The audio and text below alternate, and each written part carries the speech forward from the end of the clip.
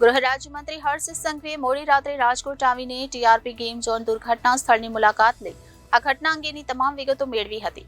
મુખ્યમંત્રી ભૂપેન્દ્રભાઈ પટેલે આ દુર્ઘટના અંગે દુઃખ વ્યક્ત કરી તપાસ અર્થે તાત્કાલિક એસઆઈટીનું ગઠન કરી વહેલામાં વહેલી તકે જવાબદાર વ્યક્તિઓ વિરુદ્ધ પગલાં લેવા માટે જણાવ્યું હોવાનું હર્ષ સંઘવીએ જણાવ્યું હતું. એક વ્યક્તિ મિસિંગ હોવાથી તેને શોધવાની કામગીરીને પણ પ્રાથમિકતા આપવામાં આવશે તેવું હર્ષ સંઘવીએ જણાવ્યું હતું અને અગાઉની દુર્ઘટનાઓના આરોપીઓ આજે પણ જેલમાં છે. આ કામમાં જેની પણ સંડોવણી હશે તેની સામે કડક પગલાં લેવાશે અને રાત્રે 3 વાગે સીટના તમામ સભ્યોને રાજકોટ પહોંચવા માટે સૂચના અપાઈ હતી અને રાતથી જ મંજૂરી સહિતના મુદ્દા માટે અને આ મુદ્દાની તપાસ માટે કલેક્ટર કચેરીએ બેઠકો શરૂ કરવામાં આવશે. એસઆઈટીએ મધરાતથી જ દુર્ઘટનાની તપાસ શરૂ કરી છે. મૃતકોના પરિવારજનો પ્રત્યે સંવેદના અને દુઃખની આ પળે રાજ્ય સરકાર તેમની સાથે છે તેવું વધુમાં હર્ષ સંઘવીએ જણાવ્યું હતું. ઊંડા ખેદની લાગણી વ્યક્ત કરતા ગૃહમંત્રીએ જણાવ્યું હતું કે સરકારની સંવેદના દુર્ઘટનામાં જીવ ગુમાવનારા લોકોના પરિવારજનો સાથે છે. પોલીસ વિભાગ દ્વારા ત્વરિત કામગીરી કરી ઘટનાના થોડા સમયમાં જ ગેમ ઝોનના માલિક સહિત જવાબદાર લોકોને ઝડપી લેવામાં આવ્યા છે તેમજ સંલગ્ન અન્ય જવાબદાર લોકોને પણ વહેલી તકે પકડી લેવામાં આવશે. હર્ષ સંઘવીએ જણાવ્યું કે આગનું સ્વરૂપ અત્યંત વિકરાળ હતું અને થોડી મિનિટોમાં જ આગ ચોતરફ પ્રસરી ગઈ હતી.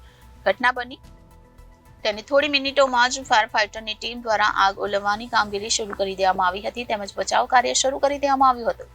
દુર્ઘટના માટે જવાબદાર એવા તમામ લોકો સામે કડક કાર્યવાહી કરવામાં આવશે તેવો વિશ્વાસ મંત્રીએ અપાવ્યો હતો.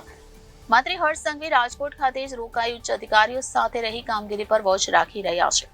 ગૃહમંત્રીએ TRP gaming zone Darbar Chowk Nana Mahuva ખાતે આવેલા ઘટના સ્થળની મુલાકાત લઈ police commissioner Raju Bhargav, municipal commissioner Anand Patel, નાયબ municipal commissioner Swapnil Khare, chief fire officer Ilesh Kher સહિતના વરિષ્ઠ અધિકારીઓ પાસેથી દુર્ઘટના અંગેના કારણો, તંત્ર દ્વારા કરવામાં આવેલી બચાવ કામગીરી વગેરેની માહિતી મેળવી હતી. ત્યારે ગૃહમંત્રી હર્ષ સંઘવી ઘટના સ્થળની મુલાકાત લીધી અને ટીઆરપી ગેમ ઝોનની દુર્ઘટના અંગે હર્ષ સંઘવીનું નિવેદન સામે આવ્યું છે. રાત્રે 3 વાગ્યે સીટના તમામ સભ્યોને રાજકોટ પહોંચવા માટે સૂચના અપાઈ હતી અને રાતથી જ મંજૂરી સહિતના મુદ્દે તપાસ માટે કલેક્ટર કચેરીએ બેઠકો શરૂ કરવામાં આવી હતી. સવારે શક્ય તેટલું ઝડપથી તમામ વિગતો સાથે પત્રકાર પરિષદ યોજાશે તેવું વધુમાં જણાવ્યું હતું અને એક વ્યક્તિ મિસિંગ હોવાથી તેને શોધવાની કામગીરીને પ્રાથમિકતા આપવામાં આવી છે. અગાઉની દુર્ઘટનાઓના આરોપીઓ આજે પણ જેલમાં છે અને આ કામમાં જેની પણ સંડોવણી હશે તેની સામે પણ કડક પગલાં લેવામાં આવશે અને એસઆઈટીએ મધરાતથી જ દુર્ઘટનાની તપાસ શરૂ કરી છે અને મૃતકોના પરિવારજનો પ્રત્યે સંવેદના વ્યક્ત કરી હતી અને દુઃખની આ પળે રાજ્ય સરકાર તેમની સાથે છે તેમ વધુમાં હર્ષ સંઘવીએ જણાવ્યું હતું.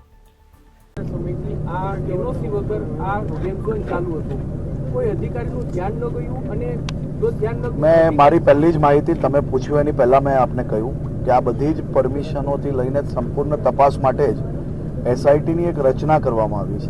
એ એસઆઈટીના અધિકારીઓને બી રાત્રે 3 વાગે તપાસ ચાલુ કરવાની સૂચના આપવામાં આવી છે.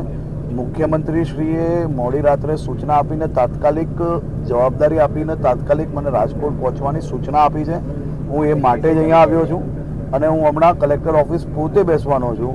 આ તમારા સંપૂર્ણ સવાલોના જવાબ આપી શકીએ અને તમારી બધી જ માહિતીઓ તમને સંપૂર્ણ મળશે. એ માટે મેં આપને પહેલાંથી જ કહ્યું કે જેવી એ બેઠક પૂર્ણ થશે એની તપાસ ચાલુ થશે હું સામેથી આવીને આપ સૌ લોકોને આપણી જે કંઈ પ્રશ્ન છે એના સંપૂર્ણ જવાબ આપીશ. પરંતુ હમણાં પ્રાથમિક જવાબદારી જે છે એ જવાબદારી તરીકે આપણે આ કાટમાળ હટાવીને કોઈ બી લોકો જે હજી જે ગુમ લોકો છે તેને તાત્કાલિક શોધવામાં આવે એ જવાબદારી છે ને એ જવાબદારી અમે લોકો તાત્કાલિક રીતે કઈ રીતે એને વધુમાં વધુ ઝડપથી પૂર્ણ કરી શકીએ તેની મહેનત ચાલે છે. આપ જોઈ શકો છો કે ટીમ આખી અહીંયા જ છે અને એ કામગીરી ઝડપથી કઈ રીતે પૂર્ણ થઈ શકે તે માટેની મહેનત કરી રહ્યા છે. હમણાં કલેક્ટર ઓફિસ આની બેઠક થોડીક જ વારમાં ચાલુ થશે. કેટલા લોકોના મોત થયા છે અને રાજકોટમાં સાંજના સમયે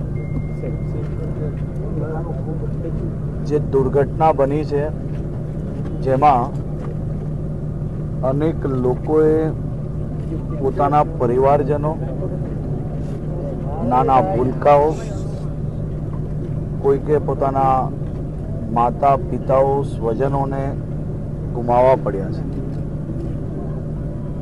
આ ઘટનાના તુરંત બાદ જાણકારી મળતાની સાથે જ 7 મિનિટમાં પહેલી ફાયર બ્રિગેડની ટીમ ઘટના સ્થળે પહોંચી અને તાત્કાલિક કામગીરી ચાલુ કરવામાં આવી. આગનું સ્વરૂપ એટલો વિકરાલ હતો કે ઝડપથી આ આગ આખા જ આ ગેમ ઝોનની અંદર ફેલાઈ ચૂકી હતી. હમણાં 2:15 વાગે રાજકોટ પહોંચ્યા પછી આ ઘટના સ્થળની સંપૂર્ણ મુલાકાત લીધા બાદ હાલ જ જે એસઆઈટીની રચના કરવામાં આવી છે એ એસઆઈટીના સૌ અધિકારીઓને 3 વાગ્યા સુધી રાજકોટ ખાતે રિપોર્ટિંગ કરવાની સૂચના આપવામાં આવી. એની પહેલાં આ મોલ જે ગેમ ઝોન છે તેની પરમિશન, તેને કયા પ્રકારે ચાલુ કરવામાં આવ્યું, ચાલુ કર્યા પછી ફાયર એનઓસી અને સંપૂર્ણ જે માહિતી છે એના માટે હમણાં એક બેઠક રાખવામાં આવી છે. બેઠકની અંદર સંપૂર્ણ વિગતો લઈને આની કાર્યવાહી કઈ રીતે વધુમાં વધુ કડક કરી શકાય, કે આ ગેમ ઝોનના જે માલિક છે, મેનેજરો છે અને સૌ લોકોને પકડવામાં આવ્યા છે અને એના સિવાય બી જે જવાબદાર લોકો છે તે લોકોને બી પકડવાની કામગીરી ચાલુ છે. આ સંપૂર્ણ માહિતી લઈને આજે રાત્રે જ આ તપાસ ચાલુ થાય અને વહેલાથી વહેલી આ તપાસ કેવી રીતે પૂરી થાય તે માટે હું પોતે આખી રાત આજે અહીંયા કલેક્ટર ઓફિસે જ છું અને આ સંપૂર્ણ તપાસ હમણાં જ ચાલુ કરવામાં આવશે અને સંપૂર્ણ માહિતી તપાસ અને બેઠક બાદ હું પોતે આપ સૌ લોકોને સવાર પહેલા આપ સૌ લોકોને આપીશ. જો સંપૂર્ણ જે માહિતી જેટલા લોકોની ગુમ થયેલીની માહિતી છે એમાં એક જણનું હજી નથી મળતા એ રીતની માહિતી આવી છે. એને શોધખોળ ચાલુ છે અને આના માટે હજી વધુની જે ટીમની જરૂર હોય તો એ બી ટીમ હમણાં લગાડવામાં આવશે. આપ જોઈ શકો છો ચારેય દિશામાં જેટલા કામ કરી શકે જે જગ્યા અવેલેબલ છે, જાણે કે ડાબી બાજુથી કામ કરતા હોય તો એની જ સામે જમણી બાજુ કામ એટલે ના કરી શકાય કે ટેકનિકલી આખું જે સ્ટ્રક્ચર છે એ બેઉ બાજુથી કામ કરીએ તો નીચે પડવાના કારણે જે કામ કરતા લોકો પર બી એ રિસ્ક થઈ શકતું હોય છે. એટલે ટેકનિકલી જે કંઈ પોસિબલ છે એટલા વધારેમાં વધારે લોકો લાગેલા છે કામમાં અને વહેલી સવાર પહેલાં કામગીરી પૂર્ણ કરવાનો અમારો ટાર્ગેટ છે. અને સાથે સાથે તપાસ અને જેટલા ડિપાર્ટમેન્ટ આની પરમિશનમાં લાગે છે તમામ લોકોને સૂચના આપવામાં આવેલી છે કે મુખ્ય અધિકારીથી લઈને નીચે તકના કોઈ બી લોકોએ ઘરે નથી જવાનું. સંપૂર્ણ કાગળ અને ફાઇલ લઈને 3 વાગ્યા પહેલાં કલેક્ટર કચેરી બધા જ લોકોએ હાજર રહેવાનું છે.